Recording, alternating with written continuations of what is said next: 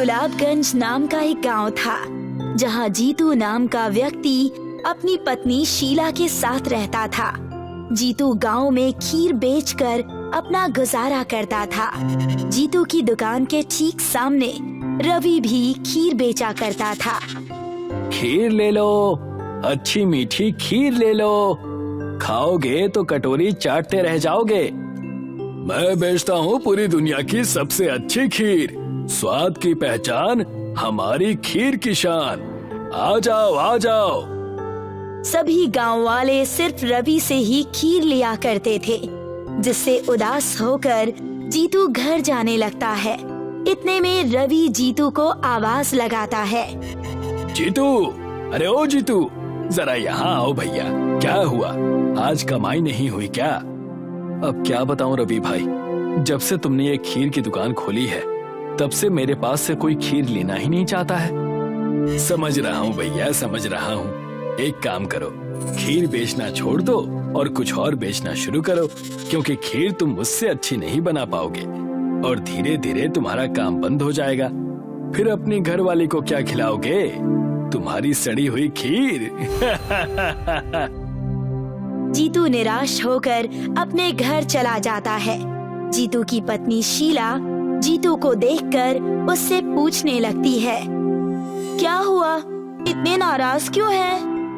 अब क्या बताऊं शीला, जब से रवि ने अपनी खीर की दुकान खोली है मेरी दुकान से कोई खीर लेना ही नहीं चाहता है। पता नहीं ऐसा क्या मिलाता है वो अपनी खीर में कि सब लोग उसकी खीर को ही खाना चाहते हैं। कोई बात नहीं, ऊपर वाला जरूर हमारी मदद करेगा। आप बस अपने काम पर ध्यान दीजिए। दूसरी ओर रवि दूसरे गांव में दवाई बेचने वाले सुशील से मिल रहा था। अरे सुशील, वो शहरी दवाई दे जिससे खीर मीठी हो जाती है। मैं दे तो दूंगा, मगर याद रखना, अगर इसको ज्यादा मात्रा में खीर में डाला ना तो ये लोगों को बीमार भी कर सकता है। अरे जानता हूँ, मैं कहाँ इस दवाई को पूरी डालने वाला हूँ खीर में। रवि उस शहरी केमिकल को अपनी खीर में डाला करता था, जिससे खीर और स्वादिष्ट हो जाती थी। एक दिन ऐसे ही जीतू नदी के किनारे बैठकर अपने आप से बात कर रहा था। जब पिताजी थे तब खीर की दुकान कितनी अच्छी चलती थी, मगर अब जब खीर की दुकान मेरे पास है तो कोई खीर खरीदना ही नहीं चाहता है। अगर ऐसा ही चलता रहा तो मैं और मेरी पत्नी पूरी तरह से कंगाल हो जाएंगे। तभी वहाँ पर जीतू को नदी के किनारे एक मछली तड़पती हुई दिखती है। ओह, शायद ये मछली गलती से नदी से बाहर आ गई होगी। मैं अभी इसे फिर से नदी में डाल देता हूँ। जैसे ही जीतू उस मछली को नदी में डालता है, वो एक खूबसूरत जल परी में बदल जाती है, जिसके बालों में गुलाब के फूल लगे हुए थे। शुक्रिया आपका, आपने मेरी मदद की। कई साल पहले मुझे एक साधु ने श्राप दिया था और कहा था, जब तक कोई नेक इंसान तुम्हारी मदद नहीं करेगा तब तक तुम्हारा श्राप नहीं टूटेगा। आज आपने मेरी मदद करके मेरा श्राप तोड़ दिया। आपका बहुत बहुत शुक्रिया जीतू। मांगो, क्या चाहिए आपको, मैं आपकी मदद करूंगी। अगर आप मेरी मदद करना चाहती हैं तो मेरी बस इतनी मदद कीजिए कि मेरी खीर और अच्छी से बिकने लगे। जलपरी अपने सिर से गुलाब का फूल निकालकर जीतू को दे देती है। इसे रख लीजिए। इस गुलाब के फूल की पंखुड़ियों को अपने खीर में डालकर गांव में बेचिएगा। ये कोई ऐसा वैसा गुलाब का फूल नहीं है। इसे जब आप अपनी खीर में डालेंगे तो आपकी खीर दुनिया की सबसे स्वादिष्ट खीर बन जाएगी। मगर इसका इस्तेमाल किसी गलत इरादे से मत कीजिएगा, नहीं तो ये गुलाब का फूल उल्टा काम करेगा। जलपरी ये कहकर चली जाती है और जीतू उस गुलाब के फूल को अपने घर ले जाता है। अगला दिन होता है। जीतू और रवि दोनों अपनी खीर की दुकान खोलते हैं। जीतू अपने खीर में उस गुलाब के फूल की पंखुड़ियों को डाल देता है। मीठी खीर का असली खजाना, गुलाब की खीर का जादू पुराना, स्वाद में भरा दिल को छू जाए। गुलाब की खीर सबको भाए। आओ आओ और गुलाब की खीर खाओ। ये कौन सी खीर है भैया, पहले कभी नहीं सुनी। गुलाब की खीर, ये तो मैंने कभी नहीं सुनी। चलो चख कर देखते हैं। दोनों ही आदमी जीतू के दुकान पर पहुंचते हैं। अरे जीतू, जरा ये खीर चखाना तो, कभी सुना नहीं गुलाब की खीर के बारे में। जी अभी देता हूँ। जीतू दोनों को एक एक प्लेट खीर देता है, जिसे खाकर मानो उनके होश ही उड़ गए हों। अरे ये तो बहुत ही स्वादिष्ट खीर है, मैंने कभी ऐसी खीर नहीं खाई। तुम खीर की बात कर रहे हो? मैंने इससे पहले इतना अच्छा कुछ खाया ही नहीं। भाई लाओ और 2 प्लेट दे दो, मैं तो आज खीर खाऊंगा पूरे दिन। लाओ भाई, मुझे भी 2 प्लेट दो। जीतू उन लोगों को गुलाब की खीर खाने के लिए देता है। धीरे धीरे पूरे गांव में जीतू की गुलाब की खीर की चर्चा होने लगती है। रवि ये सब देखकर दूसरे गांव में दवाई वाले सुशील के पास जाकर कहता है, अरे ससुरा, तुमने कैसी दवाई दी है, कुछ काम ही नहीं कर रही है।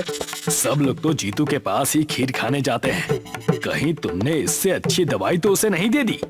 कैसी बातें कर रहे हो भाई साहब, मैंने कोई दवाई वगैरह नहीं बेची उसे, और उसकी खीर की बात इस गांव तलक है।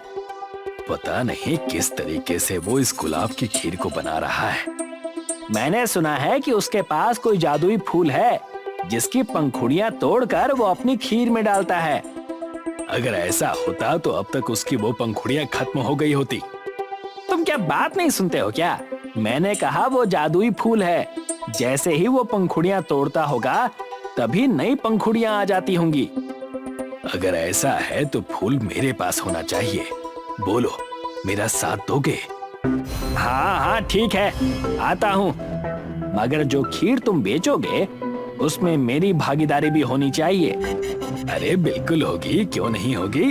तुम साथ तो दो मेरा, हम मिलकर खीर बेचेंगे और उस जीतू को इस धंधे से बाहर कर देंगे।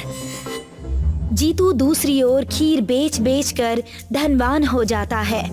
वो और उसकी पत्नी बहुत खुश होते हैं। तो एक दिन रवि और सुशील दोनों ही उनके घर के खिड़की के पास खड़े होकर उनकी बातें सुनने लगते हैं। देखिए जी, मैंने कहा था ना कि ऊपर वाला हमारी मदद जरूर करेगा। हाँ, तुमने ठीक कहा। हमारी मदद के लिए ऊपर वाले ने मुझे उस जलपरी से मिलाया और उसने मुझे ये गुलाब दिया। अच्छा सुनो, इस गुलाब को तुम संभाल कर रसोई घर की तिजोरी में रख देना। जी ठीक है। चलो मैं चलता हूँ। जीतू अपनी दुकान में चला जाता है। देखा सुशील, इससे ये बात तो पक्की हो गई कि उसकी खीर उस गुलाब के फूल की वजह से ही इतनी स्वादिष्ट होती है। और तो और किसी जलपरी ने उसे वो फूल दिया था। अब आगे क्या करना है रवि? आगे क्या, अब बस हमें उस जादुई गुलाब के फूल को चुराना है और अपनी खीर में डालना है। मगर हम उस फूल को चुराएंगे कैसे? बस तुम देखते जाओ और वो करो जो मैं कहता हूँ। रात का समय हो जाता है। रात के अंधेरे में जब सब चैन की नींद सो रहे होते हैं, उसी वक्त रवि और सुशील जीतू के घर में घुस जाते हैं। चलो, उन्होंने उस गुलाब को रसोई घर की तिजोरी में रखा है। मुझे पता है। रवि और सुशील रसोई घर में जाते हैं। दोनों ही तिजोरी को खोलकर उसमें से गुलाब का वो फूल निकाल लेते हैं। देखो, यही है वो फूल। अब तो हम माला माल हो जाएंगे और आगे से मुझे लोगों को घटिया दवाई भी नहीं बेचनी पड़ेगी। दोनों उस फूल को चुरा लेते हैं। जब अगली सुबह होती है तो जीतू और शीला दोनों को वो फूल कहीं भी नजर नहीं आता। ए जी, मैंने तो उस फूल को रसोई में ही रखा था, पता नहीं कहाँ चला गया। कोई बात नहीं शीला, ईश्वर ने दिया तो ईश्वर ने लिया, ईश्वर की ही महिमा हो। दूसरी ओर रवि और सुशील बड़ी सी कढ़ाई में खीर बनाते हैं और उसमें उस गुलाब के फूल की पंखुड़ियों को डाल देते हैं। खीर और स्वादिष्ट बनाने के लिए वो शहरी केमिकल को भी उस खीर में डाल देते हैं और पोस्टर लगा देते हैं, गुलाब की खीर। अरे वाह रवि, तुम भी गुलाब की खीर बेचने लग गए क्या? बहुत ही अच्छी बात है। लाओ फिर हम दोनों को एक एक प्लेट खीर तो खिलाना। हाँ हाँ, अभी देता हूँ। ये खीर उस जीतू की खीर से कहीं ज्यादा अच्छी है। रवि उन दोनों को खीर खाने के लिए देता है। खीर खाते ही दोनों का गुस्सा 7वें आसमान पर चला जाता है। मैंने अपनी जिंदगी में इतनी गंदी खीर कभी नहीं खाई। मैं कभी तुमसे खीर नहीं लूंगा। अपनी खीर अपने पास ही रखो। ये बोलकर दोनों ग्राहक वहाँ से निकल जाते हैं और रवि और सुशील दोनों गुस्से में आ जाते हैं। ये तो बिल्कुल अच्छी खीर नहीं है। सब इस फूल की वजह से हुआ। हाँ, सब इस फूल की वजह से हुआ है। रवि गुस्से में फूल को नीचे फेंक देता है। नीचे फेंकते ही जलपरी प्रकट हो जाती है। तुम दोनों स्वार्थी हो। अपने स्वार्थ के लिए तुमने ये फूल एक नेक इंसान से चुरा लिया। मैं तुम दोनों को नहीं छोड़ूंगी। तुम दोनों अभी के अभी बिल्ली में बदल जाओगे। जैसे ही जलपरी ये कहती है, दोनों ही बिल्ली में बदल जाते हैं और जीतू को वो फूल अपनी दुकान पर पड़ा हुआ मिल जाता है। कमलागंज नाम का एक गांव था। वहाँ एक खूसट जमींदार रहता था। लोगों को परेशान करना और लोगों को पराजित करना उसे बहुत पसंद था। बताओ, आज क्या लाई हो खाने में? जमींदार साहब, अपने कंगन बेचकर मैं आपके लिए बिरयानी लाई हूँ। अब तो आप हमारी जमीन वापस दे दीजिए। अरे वाह, ये हुई ना बात। क्या करोगी जमीन वापस लेकर? तुम्हारा पति तो वैसे भी मेरे खेतों का मजदूर है। कृपा करे हम पे, बख्श दे। तभी वहाँ मुंशी आया और कहने लगा, मालिक, खुशखबरी, उस बैजू ने भी अपनी जमीन हमें गिरवी दे दी। ये तो होना ही था। अब पूरा गांव हमारी मुट्ठी में है। नहीं ठाकुर साहब, गांव के सड़क किनारे की जमीन अभी भी नवीन के परिवार के पास है। कौन नवीन? मैंने उसे ठीक से पहचाना नहीं। वही जिसकी पत्नी अभी कुछ ही दिन पहले बीमारी के चलते गुजर गई। चल तो जरा हम भी शोक मनाए उसके घर पर। ठाकुर और मुंशी नवीन के घर जाने के लिए निकल गए। वहां जाकर देखा कि नवीन अपनी पत्नी की तस्वीर से ही बात कर रहा है। भाग्यवान, जब से तुम गई हो मैं सुकून से जी नहीं पा रहा। हमेशा तुम्हारी यादों में खोया रहता हूँ। भगवान करे तुम जहाँ कहीं भी हो, बस खुश रहो। इस वक्त इसे परेशान करना उचित नहीं लग रहा मालिक। बाकी जैसा आप कहें। तुम तो मेरी पत्नी के बारे में भली भांति जानते हो, तो डरना किस बात से? चलो अंदर और सीधा काम की बात करो। ठाकुर और मुंशी दोनों सीधे नवीन के कमरे में चले गए। अच्छा, तो तुम हो नवीन? तुम्हें मैंने कई बार बगीचे में बैठे देखा है। मैं वहां अपनी पत्नी काजल के साथ समय बिताया करता था। अच्छा, तो एक काम करो, सारा सामान बांध लो, अपनी बोरिया बिस्तर बांधकर उसी बगीचे में चले जाओ। तुम्हारी सड़क के किनारे की जमीन मेरे नाम कर दो। चाहे जो हो जाए, मैं अपनी कोई भी जमीन तुम्हें नहीं देने वाला। जैसा तुम्हें ठीक लगे बच्चे। उस वक्त ठाकुर और मुंशी वहां से चुपचाप चले जाते हैं। उसके बाद ठाकुर एक कटोरी खीर लेकर अपने घर के गुप्त कमरे में जाता है। उसकी धर्मपत्नी, जो कि काला जादू करती है। आ गए तुम? खीर की महक तो बहुत अच्छी आ रही है। लाओ दे दो और बताओ अब क्या करना है? रूपमती, गांव के एक किसान की जमीन हड़पनी है। मैं इस वजह से तुम्हारे पास ये खीर लेकर आया हूँ। उसका नाम है नवीन। बस इतनी सी बात? खीर रखकर दुम दबाकर भाग जाओ, तुम्हारा काम हो जाएगा। ठाकुर उस गुप्त कमरे का दरवाजा बंद करके भाग गया। उस रात रूपमती नवीन के घर चुड़ैल के रूप में गई। आज बड़ी अच्छी नींद आएगी। दिन भर मेहनत की है। मेहनत करने के बाद नींद बड़ी अच्छी आती है। और जैसे ही नवीन अपने खाट पर सोने गया, उसने सामने देखा रूपमती एक भयानक चेहरा लिए उसके पास खड़ी है। कौन हो तुम? मम्मी बचाओ, मम्मी बचाओ। अगर तुमने अपनी सारी जमीन ठाकुर के नाम नहीं की तो तुम्हें मैं अपने साथ ले जाऊंगी। मुझे कहीं मत ले जाओ, मैं अपनी सारी जमीन ठाकुर साहब के नाम कर दूंगा। कृपया करके मुझे मत मारो। नवीन भागता हुआ मुंशी के घर पहुंचा और कहने लगा, मुंशी जी, कहाँ दस्तखत करना है बताइए, मैं सब करने के लिए तैयार हूँ। तुम बड़े जल्दी आ गए। जान बची तो लाखों पाए, बस तुम ठाकुर से कहना अब वो मेरे पास ना आए। नवीन ने अपनी सारी कीमती जमीनें उनके नाम कर दी। ये बात जानकर ठाकुर बड़ा खुश हुआ और कहने लगा, ये तो होना ही था। अब पूरा गांव हमारे कब्जे में है। जब तक मेरी पत्नी रूपमती मेरे साथ है तब तक मुझे कोई नहीं हरा सकता। हाँ जनाब, गांव में जहाँ तक हमारी नजरें जाएंगी वहाँ तक आपकी जमीनें हैं। एक तरफ ठाकुर और मुंशी बड़े खुश थे। गांव के लोगों ने एकजुट होकर सभा रखी। आखिर कब तक हम ठाकुर की बेईमानी सहते रहेंगे? उसकी डरावनी पत्नी बहुत खतरनाक है। कहीं अगर उसने काला जादू कर दिया तो हम कहीं के नहीं रह पाएंगे। जो कुछ भी हमारे पास है सब चला जाएगा। आखिर कब तक ऐसे दब कर रहे हम? तभी उन सबकी नजर नवीन पर पड़ती है, जो अपनी पत्नी की तस्वीर लेकर बगीचे की तरफ जा रहा होता है। नवीन, रुक जाओ, कहाँ जा रहे हो?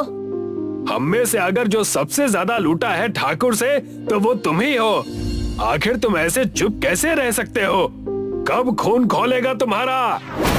उनकी बातों को अनदेखा करके नवीन बगीचे में अपनी पत्नी की तस्वीर लेकर चला गया और वहां जाकर उस तस्वीर से बातें करने लगा। अगर तुम यहाँ पर होती भाग्यवान तो हम यहाँ से कोसों दूर चले जाते। नवीन तस्वीर को नीचे रखकर रोने लगा था कि उस तस्वीर से एक तेज रोशनी आई और उसकी पत्नी तस्वीर से बाहर आ गई, जिसे देखकर सारे गांव वाले चौंक गए। भाग्य, तुम ये सब कैसे हो गया? भगवान ने मेरी सुन ली। मैं यहाँ पर गांव वालों को इंसाफ और तुम्हें सुख, चैन और शांति देने आई हूँ। आखिर तुम्हें उस ठाकुर के करतूतों के बारे में पता चल ही गया। पता कैसे न चलता, मुझे तुम अपनी हर चीज बताते जो थे। तुम्हारी और गांव वालों की सबकी जमीनें हम उस ठाकुर और उसकी चुड़ैल बीवी से वापस ले लेंगे।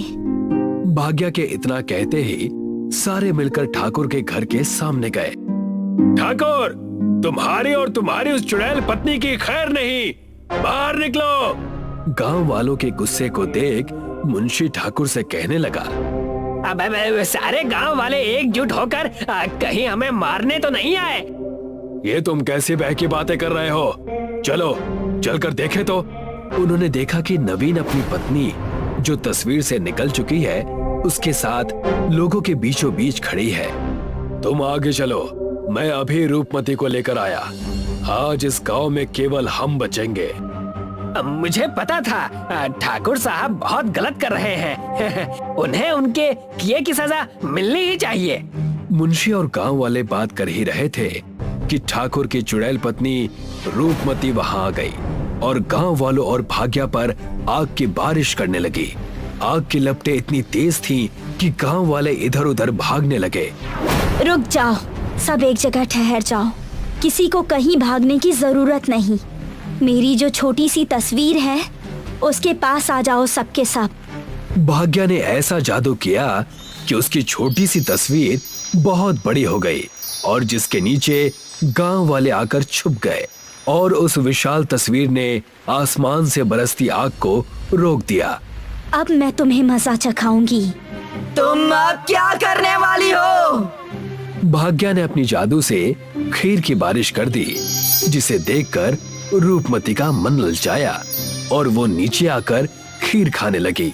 और इसी चीज का फायदा उठाकर भाग्या ने रूपमती के बालों को काट दिया। नहीं नहीं, ये क्या कर दिया तुमने? मेरे बरसों की मेहनत और तपस्या को खत्म कर दिया तुमने। अब मैं क्या करूंगी? इतना कहकर रूपमती रोते हुए गांव से भाग गई, ठाकुर को अकेला छोड़कर। अब तुम क्या करोगे ठाकुर? हमारी जमीनें तुमने हड़पी थी। तुम्हारी चुड़ैल पत्नी तो अब फरार हो गई। मुझे माफ कर दो, मैंने तुम गांव वालों को बहुत तकलीफ दी है, कृपा करो, मुझे माफ कर दो। ठाकुर और मुंशी को गांव से बाहर निकाल दिया। रूपमती दोबारा कभी नहीं आई और भाग्या गांव वालों को इंसाफ दिलाकर फिर से उस तस्वीर में चली गई।